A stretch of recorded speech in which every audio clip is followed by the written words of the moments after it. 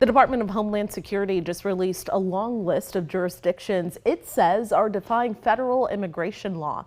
No Texas cities made the list. Thanks so much for joining us. I'm Jennifer Sanders. And I'm Daniel Marin. KXAN's Grace Reader breaks down the state law that likely played a role in that and what it could mean for Texas cities moving forward.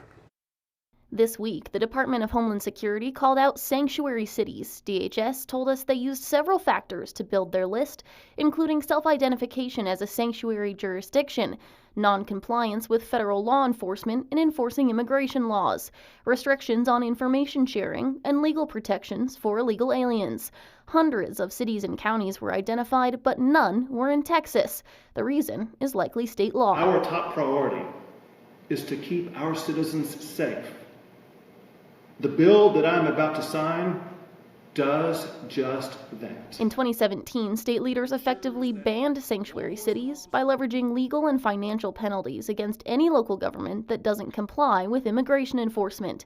For cities like Austin, with a largely left-leaning voter base, it's tied the hands of leaders who may otherwise support sanctuary city policies. Obviously, I want to live up to our values as a city. Austin, we have a policy. We declare ourselves a welcoming city, and that includes for all immigrants, right? And so we really try to live up to that. But we don't want to do anything that will jeopardize our funding or our autonomy. While no Texas cities are on the list now, DHS did tell KXAN the list is, quote, actively reviewed, will be regularly updated, and can be changed at any time.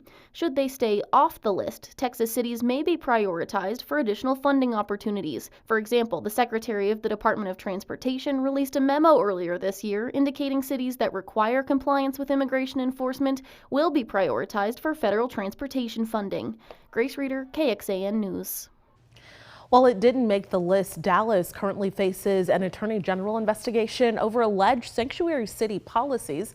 The investigation specifically targets its police department's compliance with state and federal immigration laws.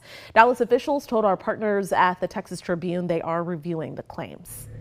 Going in depth, roughly 500 places were on that sanctuary jurisdiction list, including places in California and Colorado and Albuquerque and Santa Fe, New Mexico. According to the Associated Press, some cities pushed back after finding themselves on the list, including Baltimore's mayor and the city of Las Vegas. As for what happens next, DHS told us, quote, President Trump and Secretary Noem have been clear sanctuary jurisdictions should immediately cease violation of federal law and cooperate with law enforcement. Well, now to an update on a legal battle between a Texas organization that helps migrants and the state. Texas is being given the green light by the Texas Supreme Court to continue its investigation into Annunciation House, an El Paso migrant shelter network. This is according to our partners at the Texas Tribune. Attorney General Ken Paxton filed a lawsuit earlier this year claiming the group is violating state law by helping undocumented migrants.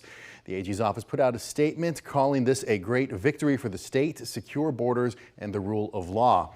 In a statement, Annunciation House says the, quote, the state Supreme Court has allowed the Attorney General to abuse the powers of his office to target an organization that has done nothing but provide necessary humanitarian services and dignity to the most vulnerable people in our community.